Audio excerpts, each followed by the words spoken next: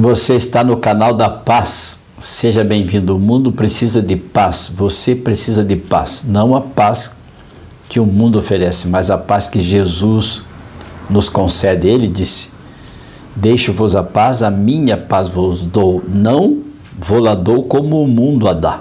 Porque a paz do mundo é uma paz falsificada. É uma paz passageira, é uma paz condicional. A paz que Jesus oferece, ela é incondicional. A paz que Jesus oferece, nós não podemos calcular a sua altura, a sua largura, a sua profundidade. A paz que Jesus oferece é inestimável, é inimaginável. Só podem saber aqueles que a experimentam. É pela experiência que nós conhecemos a paz de Jesus.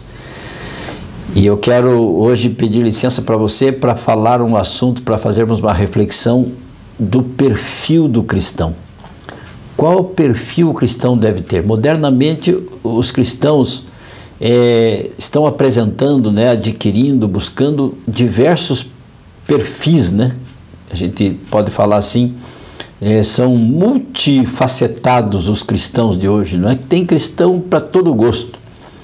Tem cristão liberal, tem cristão radical, não é? Tem cristão mais ou menos, tem cristão que é moderno, não é? Os progressistas, tem os cristãos fundamentalistas. Mas enfim, o que a Bíblia fala, o que a Bíblia retrata como um perfil do verdadeiro cristão?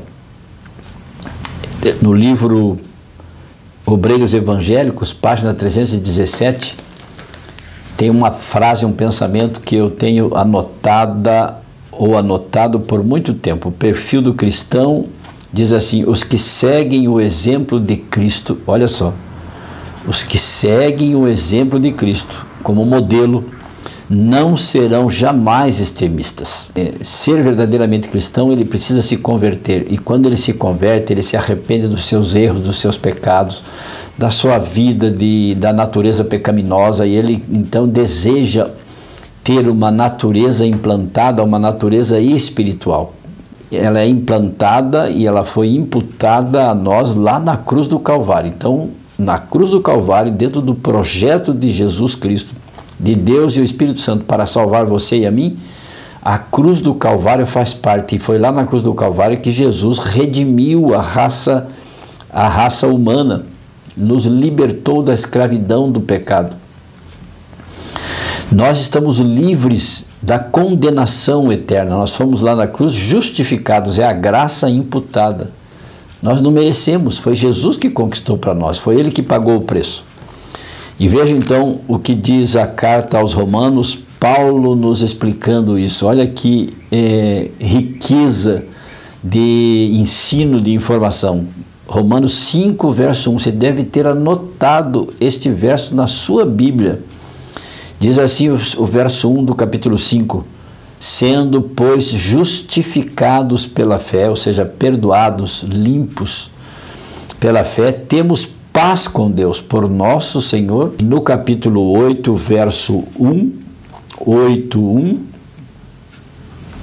diz assim: portanto, agora nenhuma condenação há para os que estão em Cristo Jesus, que não andam segundo a carne, mas segundo o Espírito. Ou seja, aqueles que são justificados, eles passam a ter uma novidade de vida, passam a ser novas pessoas, e eles não têm mais condenação, não há mais condenação. Você que está em Cristo e que crê em Cristo pela fé, você está livre da condenação eterna. Portanto, agora nenhuma condenação há para os que estão em Cristo Jesus, que não andam segundo a carne, ou seja, segundo a nossa natureza, as nossas tendências da natureza caída, as nossas tendências carnais, as paixões vis, não é? Mas andam segundo o Espírito. Como está você vivendo a sua vida cristã? Ou você que não é cristão? É para pensarmos. Porque ninguém é salvo pelas obras, por aquilo que faz, pelas obras meritórias, não é? Você pode ser bonzinho, você pode ajudar uma senhora a atravessar a rua todo dia, você pode cortar a grama para o seu vizinho que é velhinho, que não pode mais cortar, você pode fazer lindas doações, ser solidário. Isto não salva você. Isto são boas obras e elas são frutos do Espírito, daqueles que têm a Jesus Cristo. Tem muitos que não creem em Jesus e fazem boas obras, não é? São solidários, são fraternos, mas isto não nos salva. Isto deve ser sim resultado da nossa entrega a Jesus Cristo. E então realizamos pela fé boas obras para a glória de Jesus Cristo. Porque Jesus Cristo disse assim quando esteve aqui neste mundo, né? Quando estive preso, foste me visitar. Quando tive fome, deste-me de comer. Quando tive sede, deste-me de beber. Quando tive frio, me agasalhaste. E os discípulos perguntaram: quando te vimos com fome? Quando te vimos com frio? Quando te vimos preso? E Jesus disse assim: quando fizeres a um destes meus pequeninos, a um destes meus semelhantes, a mim o fizestes. Estas são as boas obras. Jesus se alegra quando nós, de coração quebrantado, entregamos a nossa vida a Ele, porque é Ele que nos salva. Jesus é a nossa grande dádiva, é o nosso grande legado. E então, salvos, nós produzimos obras meritórias de Jesus, as obras frutos do Espírito Santo, que é Ele que nos move, é Ele que faz, opera em nós o querer e o efetuar. Este é o primeiro perfil do cristão, ele é justificado e ele acredita na justificação pela fé, pelos méritos de Jesus Cristo. Que tal? Vamos orar para que Jesus nos salve, nos justifique. Precisamos ter fé, porque lá na cruz do Calvário Ele fez tudo por você e por mim. Vamos orar? Incline a sua fronte, feche os seus olhos se puder e oremos.